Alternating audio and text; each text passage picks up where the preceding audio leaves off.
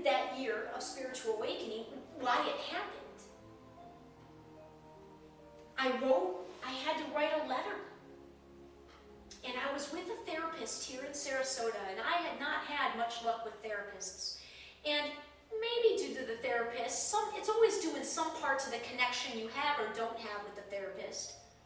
But more often than not, it's due to what you enter therapy, what attitude you're entering therapy with.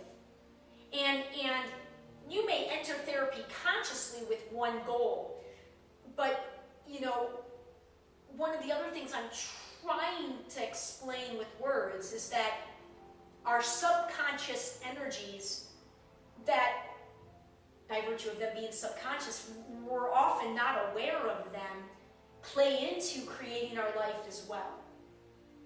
So you might go into therapy consciously thinking, I want to get healed, but something within your subconscious still might be blocking that, and then it's just a lot of wasted time, Well, I knew I was ready when I was, the stories of what happened the first time when I landed here in Sarasota, that's when the healing began. It was rough. It was very rough when I got here, and what happened with my brother, and it was very personal. Like, I knew my healing had started when I got here, and it was a year later. It was my second year here, so it was 2009, and I stumbled upon this therapist, and she was just, again, it was the timing. It was me finally being desperate enough to I was all in. I'm like, I've got to figure out what's going on, and get myself on a path to heal myself, to get healed soon. And I already knew at this point that I was moving to Seattle. But when I first started with her, I was seriously contemplating going to China to teach. And there's a reason behind that, right? Like a surface reason. But the real reason that I was even contemplating such craziness was because I'm running.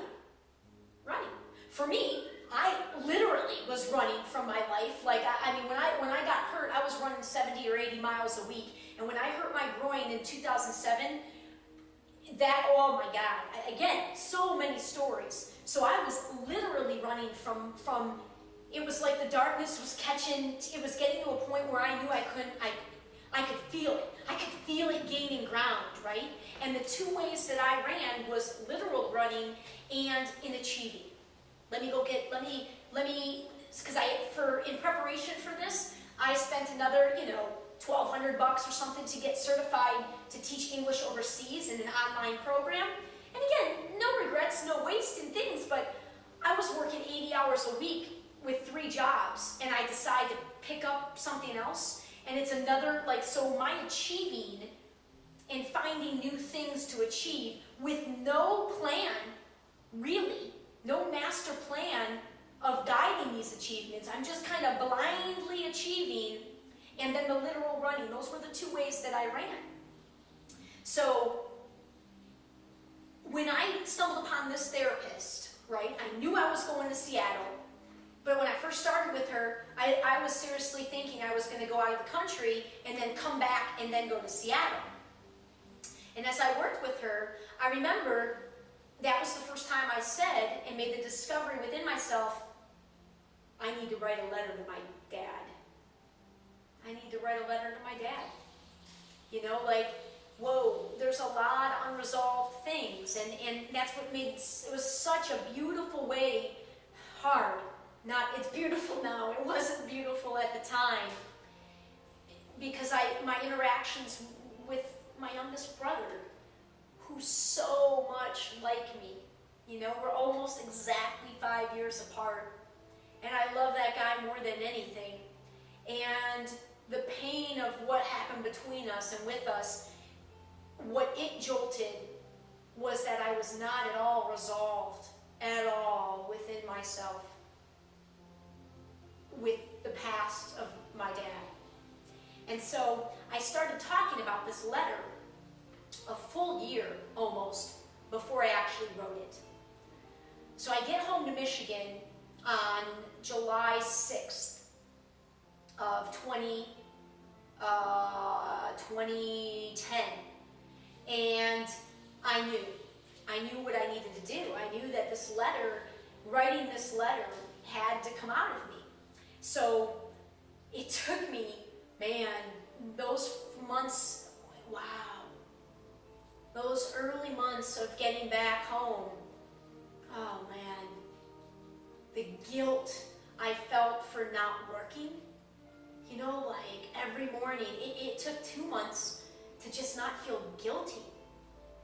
The fear I had of depleting my savings, but I was following the desperation at that point. I knew, what the hell is life about if you're not happy? If you're not happy, nothing else matters. Nothing. It doesn't matter if you've got the best job in the world. I mean, well, if you have the best job in the world, you would think that you'd be happy. But see, we label the best job in the world sometimes as, you know, making a certain amount of money or working for a particular company. The best job in the world, really, in my opinion, is when you're able to sustain yourself doing exactly what you love. That's the best job in the world. Following, and that is a whole spoke. That is an entire spoke on my wheel of how world peace is achievable in 1 year's time, is specifically trusting that if you do work that sings to your soul, that your heart is calling you to do, the money will follow. The money will follow. Money is just a resource. It's just energy. It really is. We've made it out to be the be-all, end-all of everything, but it will come if you follow your heart. And my story is going to prove that. And it's going to prove it in a very, very big way. And no, I don't need it to prove it for my sake. I know I'm going off on a number of tangents here, and I haven't forgotten the original basis of this particular segment, which is the greatest love story in the world, finding the self-love, which ultimately is the one love that connects us all. So I haven't forgotten where I am, but as I've shared in previous things, the tangents are purposeful, and I allow them to go because it's all connected, right? So big spoke, following your heart in the work, the money will come, okay? We'll come back to that in another video. Work my way back. So those months, those first months, wow. You know, on the surface, I could feel what people believed about it, right? Like, people think, oh, it must be nice, or whatever, you know, not having to work, or judging me for being at my mom's home. I mean, just so many different opinions. Not many shared, but a few shared, and more than anything, you can just feel it. And I'm telling you, why do I know that others were directing it at me? Because I directed it at me. Like if I'm having the thoughts, I know I'm not the only one that would have that particular interpretation about what I'm doing. So, the first months were really hard. Really, really hard. Like, that's where I say, that's the closest I got to suicide thoughts since high school. Because I wasn't sure how I wasn't sure. I wasn't sure how I was going to make it through. But I knew I had to just keep going. You know, beating myself up for all so many reasons. And it was so challenging to just allow myself to wake up and be in the moment and just be. And so, and I know part of what was going on as well was an avoidance of this very, very big thing I needed to do in this letter, in the writing of this letter. So it was I started listening to some music. I started checking out CDs from the library. And I started in the world music section, And I found that, in listening to all sorts of music I had never heard before, from all sorts of parts of the world. And I found that a lot of the primitive, from, tribal stuff really, really, really went to my soul. And I also really, Middle Eastern music from that part of the world, with the instruments that are unique to that part of the world, really kind of, again, was talking to me. And I thought, wow, this is interesting. This is my heritage. I mean, for those that don't know, I'm 50% Syrian. My dad's 100% Syrian. His father was born in Damascus, Syria, and came over as an orphan on a boat, I think when he was 13.